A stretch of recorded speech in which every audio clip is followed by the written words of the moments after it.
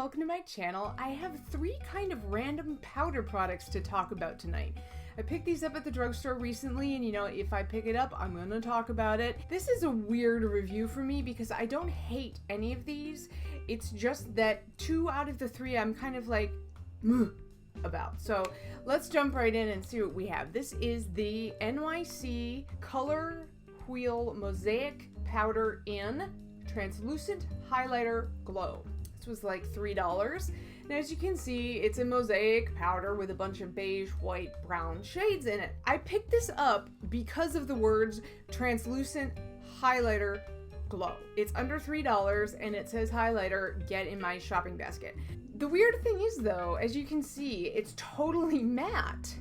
And I was reading reviews online of this after I kind of played with it, and I was like, this is kind of matte. The consensus seems to be that the word highlighter is just part of the shade name. Like, it's not actually supposed to be a highlighter or an illuminator, it's just called that. Well, that may be true, and it kind of seems like it is, but what a dumb thing. Like, don't use the word highlight, like, don't do that to me, don't get my hopes up.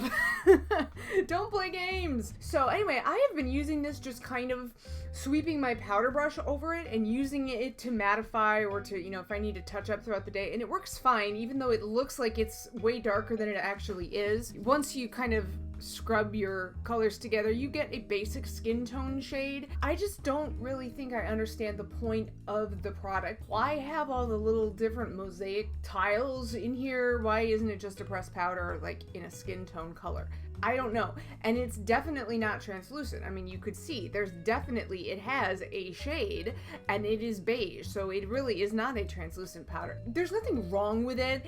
It doesn't make me shiny. It doesn't make me oily. It doesn't clog pores. It doesn't really change the color of my skin either, which is surprising because look how dark it is compared to my natural color. Remember, covered in bronzer right now. My natural skin tone is more like the closet door in the back. It's crazy.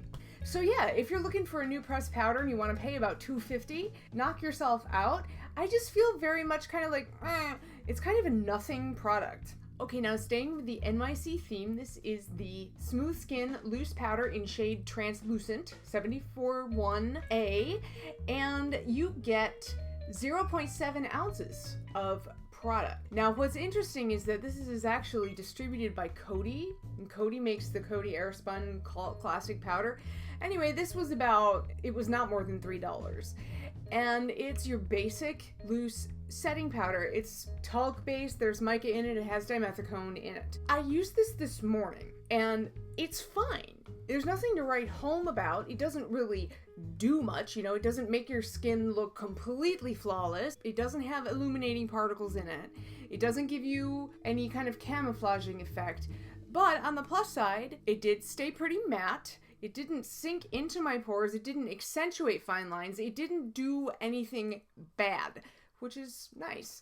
So again, it's a good, very affordable loose powder, but it's just very basic. So again, nothing wrong with it, but Now, this final product I really like, and this is the Rimmel Stay Matte Pressed Powder in shade Creamy Beige, also known as shade 018. Now, this product has a cult following, and I understand why, because this is a phenomenal product, and it's so affordable. It's like $5. I've only had this for a couple days, and as you can see, the embossed crown is almost gone already because I've been using it a lot. This color, I am actually using this as a contour because I am so pale, and this is the darkest shade that was available at the drugstore. Now, if this is really the darkest shade that Rimmel makes in this, shame on you. It's 2016, make more colors, please.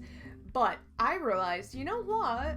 I'll bet I could use this as a subtle contour. So you know what I do? I take my MAC 227 and then I use it on either side of my nose to give me a very subtle contouring effect. When I don't really need to like cut my nose and I don't maybe have the time to sit there and make sure that I don't use too much contour product and my nose looks dirty. This is a great save the day kind of product for that. I also use it as a base for my contour, so I'll put it, you know, where I want my contour to be, and then I will just lightly go over it with a darker powder from my Kat Von D palette. Doing that helps sheer out the Kat Von D colors because her contour palette is so pigmented, and it's wonderful and amazing, and I love it and I recommend it. But for somebody who is extremely fair, it can just help prevent accidentally depositing too much product. I do also use this on my temples to kind of shape my face when I don't want to use like a full-on bronzer, or sometimes I mix it with bronzer. I'll do like half and half, this and then the Rimmel bronzer.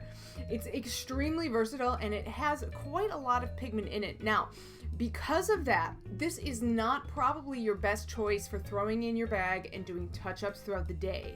Because if you do that, especially if you have to do multiple touch-ups, it might by the end of the day look a little cakey because you are getting a lot of coverage in here. But for setting your makeup right after you put it on, a plus product. Really, really good. Now, my ride or die under eye setting powder, as we all know, is the Laura Mercier Secret Brightening Powder. There is no substitute, except no substitutes because there aren't any. But for the rest of the face, if you are traveling and you don't want to bring a loose powder, or if you just prefer applying a pressed powder, go for it. Like all Rimmel powders that I've ever seen, it does not come with a puff or a brush. So you'll either need to use a brush, which I think is the best way to go, or you could just use a puff. I like using a brush with this again because it is very pigmented. It is kind of a heavy powder and it helps shear it out so that you don't get cakiness and that thick, gross powder texture that can happen. Highly recommended. Check it out. Alright guys, that's all I've got for tonight. Thank you so much for watching and for spending some of your time with me. And please subscribe if you haven't already. I would love to have you on board. And I'll see you guys in my next video. Bye!